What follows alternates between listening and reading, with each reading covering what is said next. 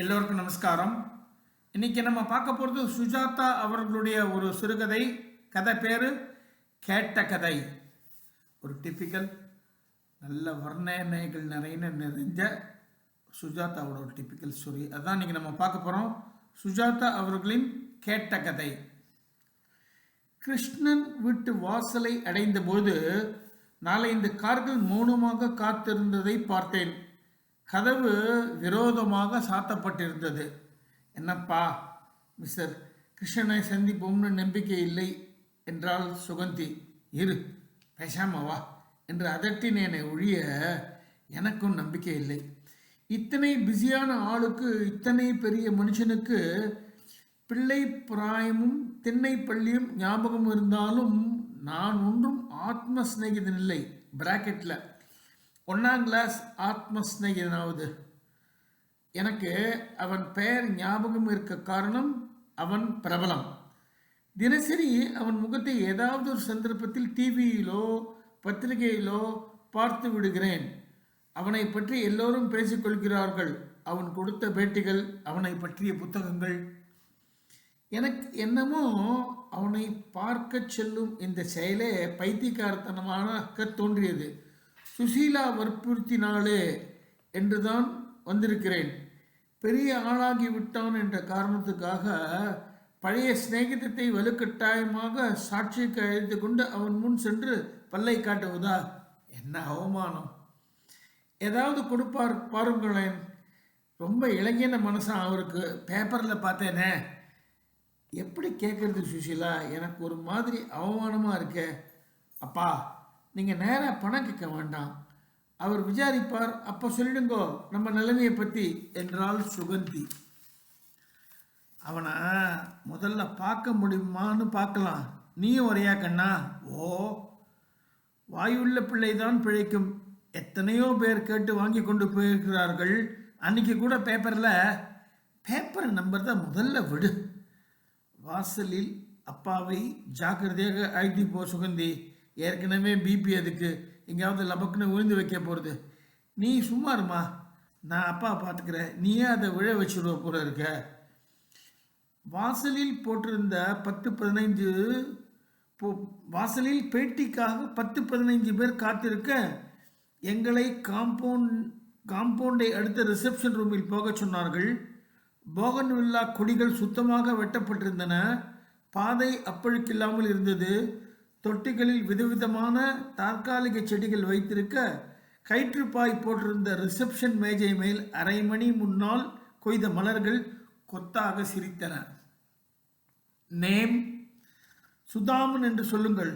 ஸ்கூலில் சுதாமன் என்றுதான் பெயர், வீட்டில்தான் குச்சேலன். அவள் எழுதிக்கொள்ள, you have an appointment mister Sudhakar. No, Sudhaman. என் பேர் சொன்னால் அவருக்கு தெரியும். ஐ ஆம் ஹிஸ் கிளாஸ்மேட். அந்த பொண்ணுக்கு சுகந்தி வயது தான் இருக்கும்.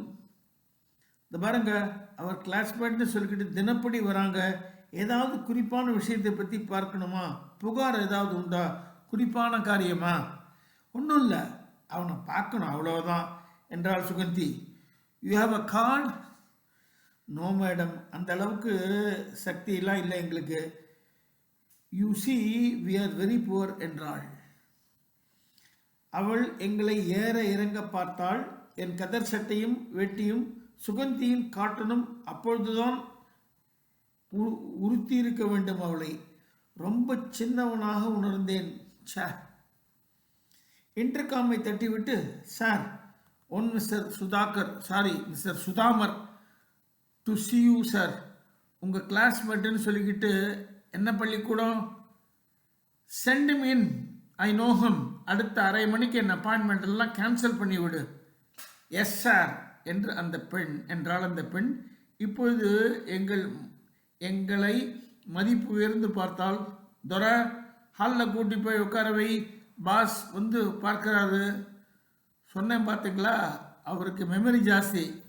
நீ இருமா, அப்பா மட்டும் போட்டோம். சரி என்றாள் சுகந்தி. எனக்கு பெருமையாக இருந்தது. இத்தனை செல்வமும் சிறப்பும் அடிப்படை கிருஷ்ணனை மாற்றிவிடவில்லை.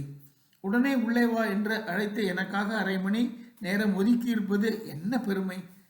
அவன் அவ்வளவு பிரபலமாக இருப்பதில் வியப்பே இல்லை. அழகான வீடு, பாதையிலே ஒரு பகுதி மாயமாக சென்று மறைய, தோட்டத்தில் மான் இருந்தால் கூட ஆச்சரியப்பட்டிருக்க மாட்டேன். பச்சை தட்டி கட்டி பூஞ்செடிகள் வைத்து பெரிய வராந்தா, உயரமான விட்டம் கொண்ட தாராளமான ஹால், அதன் நடுவே சோஃபா போட்டிருக்க நான் போவதற்கும் கிருஷ்ணன் படி இறங்குவதற்கும் சரியாக இருந்தது. வெல் வெல், இப்போ தான் என்னை பார்க்க வர்றதுக்கு ஒழிதாடாடே.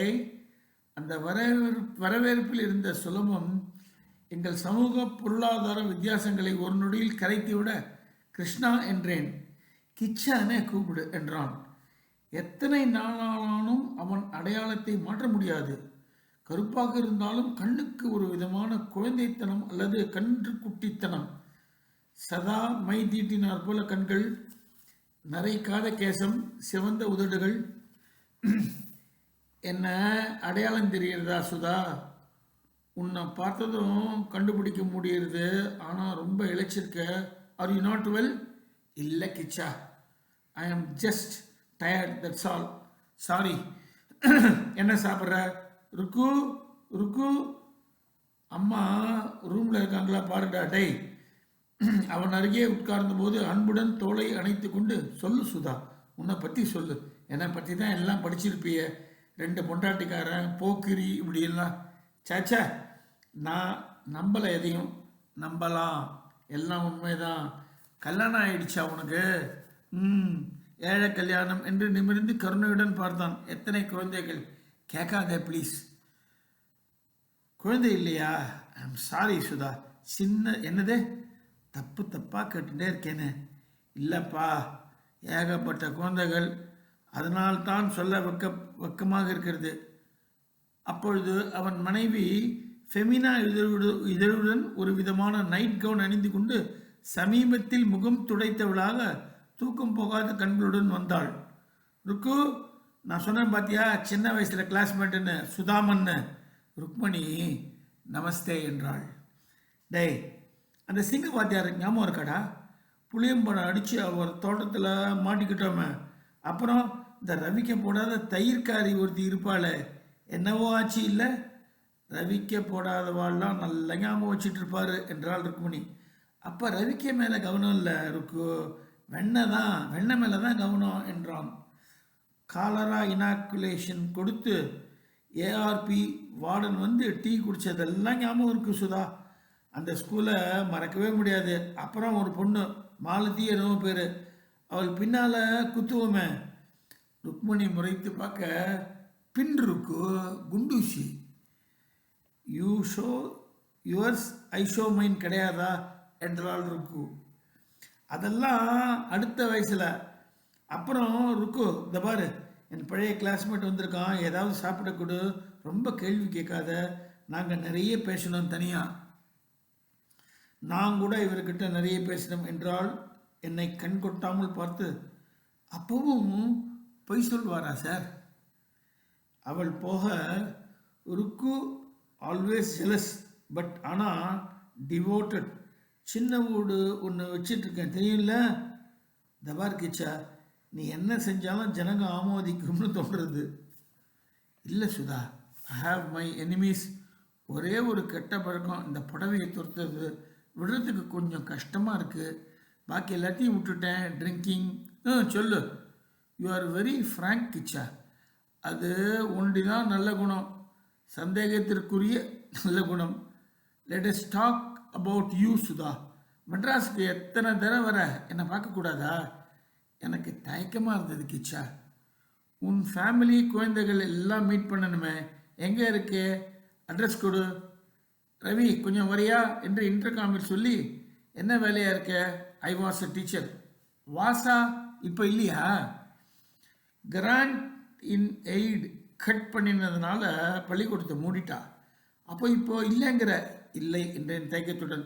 வேலை இல்லாமல் குழந்தைகளையும் மனைவி வச்சுட்டு அல்லாடுற அதானே? ஆமாம். இதை முதல்ல என்கிட்ட சொல்லாமல் என்னடா தயக்கம்? நான் எதுக்கு இருக்கேன்? என்கிட்ட சொல்லாமல் யாருக்கிட்ட சொல்ல போகிற? வேற யார் இருக்கா? என்னடா நீ? கண்ணீரை கண்கள் கொட்டி கொட்டி அடக்கி கொண்டேன். கிருஷ்ணன் அதை கவனித்துக் கொள்ளாமல், look, you want a job, அவ்வளவுதானே? முடிஞ்சா? What to you mean? உனக்கு இல்லைன்னா எப்படி? யாரோ கைஷடைகளுக்கெல்லாம் உதவி பண்ணிட்டு இருக்கேன். ரவி என்கின்ற காரியதர்சி கொஞ்ச நேரமாக மௌனமாக நின்று கொண்டிருக்க, ரவி, இவருடைய அட்ரஸ் எடுத்துக்கோ.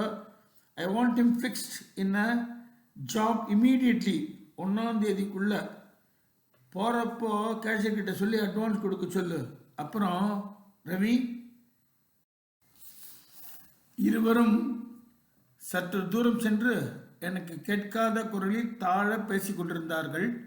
ரவி குறிப்பு புத்தகத்தில் எழுதி கொண்டு விலக, கிருஷ்ணன் மறுபடியும் புன்னகையுடன் என்னிடம் வந்து, சரி, நான் உனக்கு எல்லாம் ஏற்பாடு பண்ணியாச்சு, நீ எனக்கு என்ன கொண்டு வந்திருக்க? நான் கூனி குறுகி என் எல்ஜிகே பெருங்காய பையை திறந்தேன். உனக்கு பிடிக்கும்னு சொன்னேன். சுஷீலா ஒரு மாதிரி பண்ணி கொடுத்துருக்கா. I can only give you this Krishna. Krishnan அந்த பொட்டலத்தை பிரித்து, அவள் கிரேட், அதை எடுத்து வாயில் போட்டுக்கொண்டு, வெரி டேஸ்டி, வெண்ணெய் மாதிரி வாயில் கரையிறது, compliment your wife on my behalf. Rukmani காப்பியும் பிஸ்கட்டும் கொண்டு வந்தால், ருக்கு, நான் சொன்னேன் பாரு அவளை எப்படி பண்ணணும்னு, இதை டேஸ்ட் பண்ணி பாரு, இப்படி தான் பண்ணணும், நான் எப்படி பண்ணினாலும் உங்களுக்கு பிடிக்காது என்று டம்ளரை வைத்து விட்டு உள்ளே போனாள். She can never understand. நீ இனிமேல் எதுக்கும் கவலைப்படாத Sudha, everything has been arranged. என்ன கிருஷ்ணா, நீ வீட்டுக்கு போய் பாரு. இந்த பாரு, no more poverty for you. என்ன கேட்கறதுல எந்த வித தயக்கமும் கூடாது. ஆஃப்டர் ஆல், ஒரு ஃப்ரெண்டுன்னா இது கூட செய்ய முடியாதா? கிச்சா, நான் எப்படி இந்த உதவிக்கு பிரதி உபகாரமாக என்ன செய்ய முடியும் சொல்லு? நீ எதுவும் செய்ய வேண்டாம். நான் ஒரு நாளைக்கு நிச்சயம் வரேன் உங்கள் வீட்டுக்கு, அண்ணிய குழந்தைகளை பார்க்க. உங்கள் ஊருக்கு டூர் வரப்போ நிச்சயம் வரேன். மற்றவர் பிரமிக்கும் அளவுக்கு என் தோள் மேல் கையை போட்டுக்கொண்டு ரிசப்ஷன் வரை கொண்டு விட்டான். சுகந்தி காத்திருந்தாள். எழுந்தாள். இது யார் சுதா? சுகந்தி என் மூத்த பொண்ணு. என்ன சுதா நீ, இவ்வளோ உள்ள ஐஷன் வரக்கூடாதா? இவங்க தான் உள்ள விடலை sir. Saudamini, this is ridiculous என்று ரிசப்ஷனிஸ்டை கடிந்து கொண்டான். You know who my people are? பரவாயில்ல sir. What's your name? Suganthi. என்ன படிக்கிற? 10th uncle. Charming charming.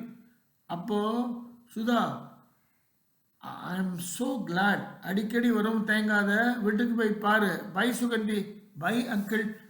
Don't call me uncle. Let's meet again Suganthi. Sudha, by.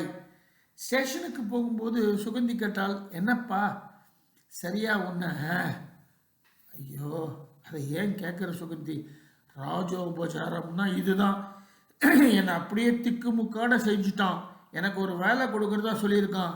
என்ன வேலை? அந்த விவரம்லாம் சொல்லலை. செக்ரட்டரியை கூப்பிட்டு என்னவோ கிஷி கிஷின்னு சொன்னான். என்னப்பா அது? சரியாக கேட்டு வச்சுக்க கூடாதா? இந்த பாரு சுகந்தி, இதிலெல்லாம் ஒரு நளினம் இருக்குது. பன்னாடத்தனம் காட்டக்கூடாது. முதல்ல அவனை சந்திக்க அனுமதிச்சதே பெரிய விஷயம். இப்போ அம்மா வந்து சங்கடமாக தான் இருக்கும். குறிப்பாக அவனிடம் எதையும் கேட்டு வாங்கி கொள்ளவில்லை தான்.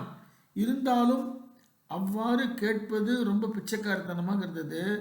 நான் அவ்வளோ பிச்சைக்காரன் இல்லை. கொஞ்சமாவது தன்மானம் வேண்டும். இந்த பாருப்பா, பசிக்கு முன்னால் தன்மானமாவது ஒன்றாவது நான்சென்ஸ் கேட்டிருக்கணும்ப்பா. அவசர ரயிலேறி வீட்டுக்கு வந்து வாசலில் இருந்தே தெரிந்து விட்டது நாங்கள் போகிற வேளை. ஒரு டெம்போ புறப்பட்டு கொண்டிருக்க, நம்மாத்துக்கு டெம்போவா, வேற ஏதாவது வீடு தள்ளி வந்து விட்டோமா என்றாள் சுகந்தி. எலக்ட்ரிசிட்டி பில் கட்டாமல் கரண்ட் பழுதாகி சிம்னி விளக்கு வெளிச்சத்தில் கரி படர்ந்திருந்த சுவரெல்லாம் இப்பொழுது டிசம்பர் அடித்து பளிச்சென்று ஒளிர்ந்தன. கூடத்தில் கார்பெட் போட்டிருந்தது. மற்ற இடங்களில் மார்ஃப்ளெக்ஸ் சுதரம் ஒட்டியிருந்தது. Wash basin, washing machine, fridge, stereo, television. Suganthi, வா போகலாம், வீடு தப்பு. இல்லைப்பா, நம் நம்ம நம்ம தான்ப்பா இது. சுசீலா அவருக்கு பிடித்தமான மாம்பழ கலர் புடவை அகல ஜரிகையோடு போட்டு புடவையை உடுத்தி கொண்டு நில்லுங்கோ நமஸ்காரம் பண்ணுறேன் என்றாள். பசங்கள் எல்லாம் பட்டு பாவாடையும் டெர்லின் ஷர்ட்டையுமா ஒரு பேட்ச் குறுக்க ஓடிக்கொண்டிருக்க, ஒரு பேட்ச் வெள்ளித்தட்டில் சாப்பிட்டு கொண்டிருந்தார்கள். என்ன சுசீலா இதெல்லாம்? ஒரு நாள்னா ஒரே நாள் வீட்டை தலைகீழாக மாற்றிட்டா. ஒரு டெம்போ வருது, ஒரு டெம்போ போகிறது, சோஃபா வருது, கட்டில் வருது, எவர்சில்ல பாத்திரமா வருது, எலக்ட்ரீஷியன் வரான், திமிலோகம் பேருக்கு பேர் கொண்டு வச்சுட்டா. வேலையை பற்றியோ பேமெண்ட் பற்றியோ மூச்சு. என்ன உங்கள் சிநேகிதர் மனுஷனா தேவனா? இப்படியா அடிக்கும் உங்களுக்கு? என்னவோ பேர் சொன்னாலே, அந்த கம்பெனி பப்ளிக் ரிலேஷன்ஸ்னோ என்னவோ சொன்னா. அந்த வேலை கொடுத்துருக்காளாம். ஏசி ரூம், அலமாரியில் ஒரு கடுதாசி விவரமாக வச்சு எழுதி வச்சுருக்கோம். அம்மா எலக்ட்ரீஷியன்மா, கிணத்தடியில் டியூப்பு போட்டுட்டேன், பம்பு சுவிட்சை காலில் ஒரு முறை போட்டிங்கன்னா போதும், நான் வரட்டமா? டெலிஃபோன் இன்னைக்கு வந்துடும்மா. நான் சுற்றுமுற்றும் பார்த்து, கிருஷ்ணா என்ன உன் லீலை என்றேன். பின் குறிப்பு: இந்த கதை ஒரு புராண கதை போல, கேட்ட கதை போல இருப்பதை உங்களில் பல புத்தாலிகள் கவனித்திருக்கலாம். ஆம், அந்த கதை போலத்தான் இது.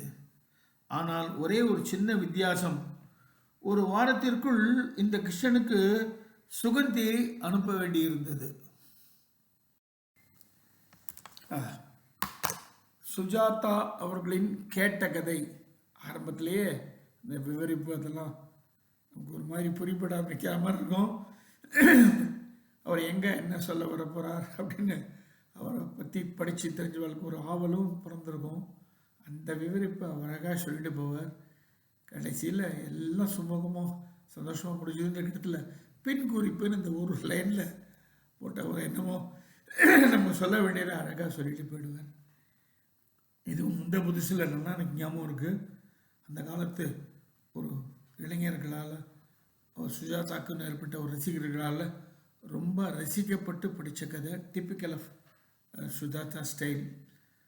வழக்கம் போல் நீங்கள் அதை நன்றாக ரசித்து கேட்பார்கள்னு நம்புகிறேன். நன்றி, வணக்கம்.